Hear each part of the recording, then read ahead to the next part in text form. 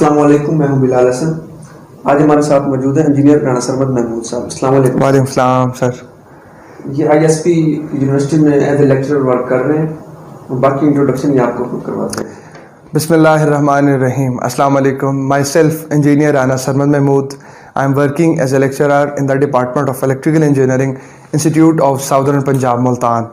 Meanwhile, I am pursuing my PhD in Electrical Engineering from ComStats Lahore. और इस कोविड-19 का फ़ायदा उठाते हुए और थोड़े से अपने स्किल्स को इम्प्रूव करने के लिए 2 से 3 फेसबुक पेजेस और यूट्यूब चैनल्स के साथ एज अ होस्ट एंकर के तौर पे भी मैं वर्क कर रहा हूँ। और बिलाल साहब, आपका बहुत शुक्रिया, आपने मौका दिया अपने चैनल पे बात करने का। एंड आई एम होपफुल कि जो हमारा आज का टॉपिक है उसको हम प्रोडक्टिव बनाएं और अपने ऑडियंस के साथ मैक्सिमम इंफॉर्मेशन शेयर कर सकें। Thank you sir. 3 किस्म के पॉइंट ऑफ व्यूज़ पाए जाते हैं।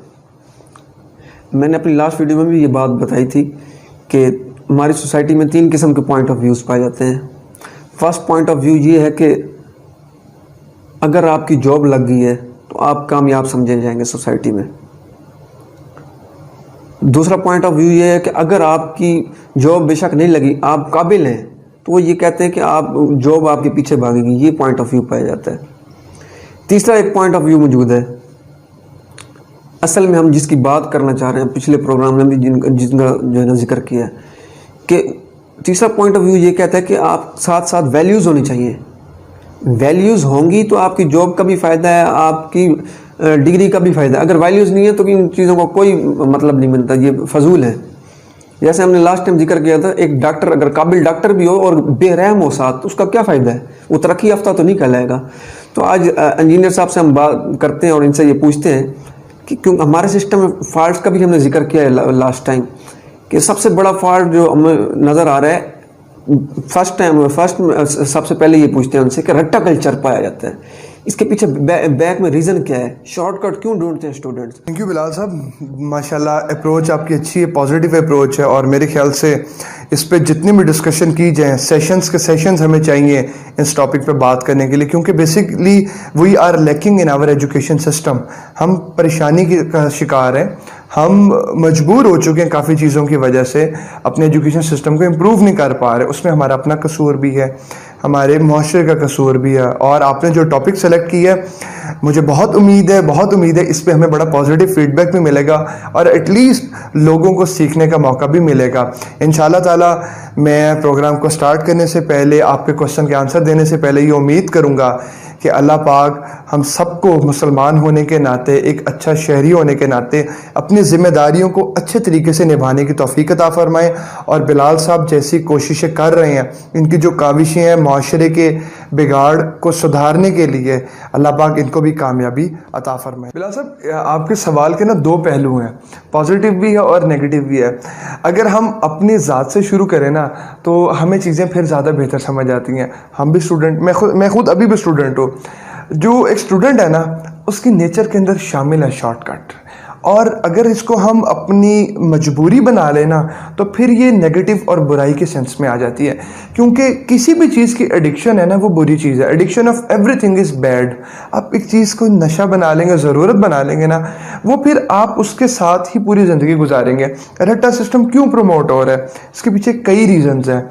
सबसे मेन रीज़न आती है टीचर्स, कि जो टीचर जिस इदारे से पढ़ के आए होते हैं, हो सकता है उन्होंने भी उस रटा कल्चर को प्रमोट किया हो। वो जब पढ़ के टीचिंग में आए हैं, वो अपने स्टूडेंट को कैसे कहेंगे कि जी आप कंसेप्चुअल स्टडी करें, आप प्रैक्टिकल पे फोकस करें, आप रट्टा ना लगाएं। रट्टा लगाना बुरी बात नहीं है। बेसिकली जो रट्टे का वर्ड है ना, उसको हमने मिस इंटरप्रेट कर लिया है।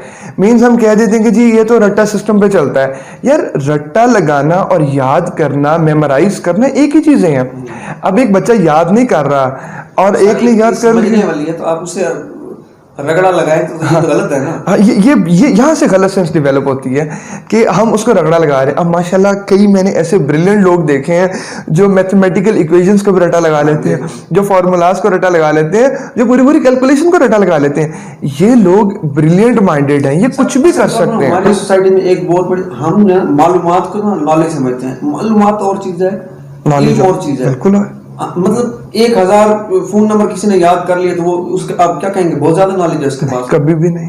किसी ने 1000 शहरों का नाम, मुल्कों का नाम, मुल्कों सारे मुल्कों का नाम याद कर ले तो आप क्या कहेंगे, बहुत नॉलेज है इसमें।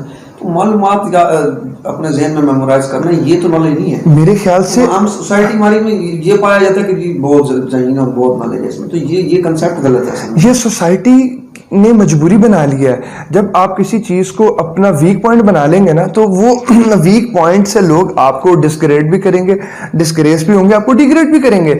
अब देखिए, रटा सिस्टम बुरा नहीं होगा अगर आप उस रटा सिस्टम के साथ कंसेप्ट को भी इंगेज करें, आप प्रैक्टिकली भी समझे, क्योंकि थ्योरेटिकली और प्रैक्टिकली जब चीजों पे ग्रिप होगी ना, तो ऑटोमेटिकली रटे का वर्ड खत्म हो जाएगा। लेकिन हमने रटे का वर्ड इस सेंस में ले लिया है, लाइक मैं मुल्तान में रहता हूँ, आप भी मुल्तान में रहते हैं, आपको पता है यहाँ पे कई ऐसे नामी ग्रामी इंस्टीट्यूट्स हैं जिनके बारे में कहा जाता है कि ये स्कूल्स की मैं बात करूं कि ये रटा सिस्टम पे चलते हैं, ये कंसेप्चुअल चलते हैं। ये वर्ड्स कहाँ से आए हैं?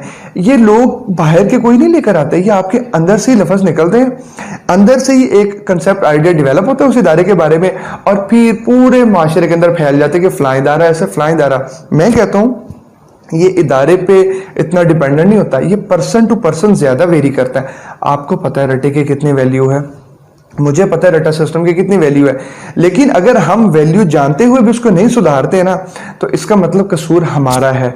हम किसी भी स्टेज पे अपने आप को ठीक कर सकते हैं, लेकिन अगर हम चाहेंगे नहीं तो हम कैसे इस तरफ जाएंगे। सर एक और क्वेश्चन है, यूनिवर्सिटी कॉलेज की बात होगी, स्कूल्स की बात करें आप, अब क्या ऐसी हुकूमत को एक्शन लेना पड़ा, इतना सख्त एक्शन लेना पड़ा कि उन्हें बोर्ड लगाने पड़े इस्लामी मुआशरे में कि मार नहीं प्यार, बोर्ड लगाने पड़े उन्हें? इतनी क्या जुल्म उस्ताद डालते हैं बच्चों पर, ये क्या रीजन है इसके पीछे? उस्ताद कोई अपना जाती गुस्सा निकालते हैं, कोई मजबूरी है उनकी, इसके पीछे आपको क्या नजर? बेसिकली ना हम फ्रस्ट्रेशन और डिप्रेशन का शिकार हैं। मैंने हर दफ़ा एक बात करता हूँ, जो टीचर है ना उसमें दो वैरायटीज़ होती हैं। एक वो टीचर होता है जो एज पर प्रोफेशन अडॉप्ट करता है कि जी मैंने पढ़ाना है, मेरा मशगला है, मेरी हॉबी है, मेरा पैशन है, एम है टीचिंग करना। कुछ वो लोग होते हैं जो एक्सीडेंटली इसमें आते हैं, जिनको पता ही नहीं होता, जॉब नहीं मिली। वीडियो सोशल मीडिया पर वायरल हो रही थी, बच्चे रो रहे हैं, एक टीचर रिटायर हुआ, आपने देखी होगी। जी बिल्कुल बिल्कुल, बच्चे रो रहे हैं टीचर का, तो ऐसे भी तो टीचर मौजूद है, बिल्कुल है, इसी सिस्टम में मौजूद है। बिल्कुल ऐसे उस्ताद का ठीक है कि हमारा कुछ अपना कसूर भी है, बिल्कुल। उस्ताद का दर्जा माँ और बाप की तरह का होता है, ठीक है, जो आपको 6-8 घंटे अपने पास रखता है, तरबियत करता है, जिसके नाम को यूज करते हुए माशरे में जाते हैं। सर हम बहुत खौफनाक बात है, डरने वाली बात यह है कि हमारा जो है ना, हम जिस तरह इस्लाम की बात आती है ना तो हम डर जाते हैं। मौलवी ने दीन को बदनाम इतना कर दिया कि हम इस्लाम की बात बर्दाश्त नहीं कर सकते। अब ऐसा लग रहा है कि आने वाले दौर में हम टीचर के नाम से भी डरेंगे, कि टीचर ऐसा गंदा नाम हो जाएगा, ऐसे गंदा पेश हो जाएगा कि लोग डरेंगे, जिस तरह एक थानेदार से डरते हैं। मौलवी मौलवी मौलवी मतलब दीन बदनाम कर दिया इसने, तो इस तरह ऐसे लग रहा है कि टीचर से भी तो हम कैसे इसको देखिए ना सर, देखें अब हर जगह पे अच्छे बुरे लोग मौजूद होते हैं, ठीक है। एक तालाब के अंदर एक बुरी गंदी मछली होगी ना, वो सारा तालाब खराब करेगी। एक गंदा सेब होगा टोकरी में, वो सारी बास्केट को खराब कर देगा। देखिए इंसान खराब होता नहीं है, उसके पीछे कई वजूहात होती है। मैं अक्सर कहता हूँ एक चोर अगर डकैती करता है ना, इन्वेस्टिगेशन के दौरान उससे पूछा जाए वो क्यों डकैती पे मजबूर हुआ है। माशरती नाइंसाफ़ी हुई है, उसका कहीं हक मारा गया है, उसके कहीं से किसी ने पैसे दबा लिए गए हैं, कहीं वो जहनी मरीज तो नहीं है। ये सारी चीज़ें किसी न किसी डकैती के पीछे ज़रूर शामिल होती हैं।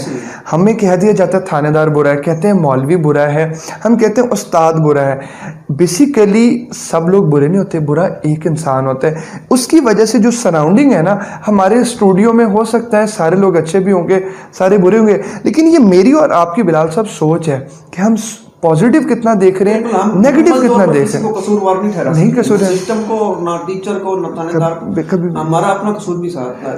दो हाथ ताली नहीं बहती है, बिल्कुल मेन कसूर है ही हमारा। हमारा दीन इस्लाम क्या कहता है? सब्र, तहम्मुल, सुकून, खुश इखलाकी, खुश मिजाजी, ये हमारा दीन है। हमारे तो दीन ने इतनी आसानियाँ पैदा कर दी हैं, हम किसी चीज़ के बारे में और सोच ही नहीं सकते। बात ये हम बिलाल साहब, हम दीन से दूर हैं, अल्लाह को मानते हैं, अल्लाह की नहीं मानते, कुरान की तिलावत नहीं करते, हम तर्जुमा नहीं पढ़ते, हम फिर कैसे अपने आप को एक अच्छा मुसलमान कह सकते हैं और माशरे को सुधार सकते हैं? हमने अपनी बेसिक्स को ही भुला दिया, हमने बहुत पीछे कर दिया उनको। थैंक यू सर, बहुत शुक्रिया, आपने टाइम दिया, बहुत मेहरबानी, जज़ाकल्लाह, थैंक यू, वालेकुम सलाम।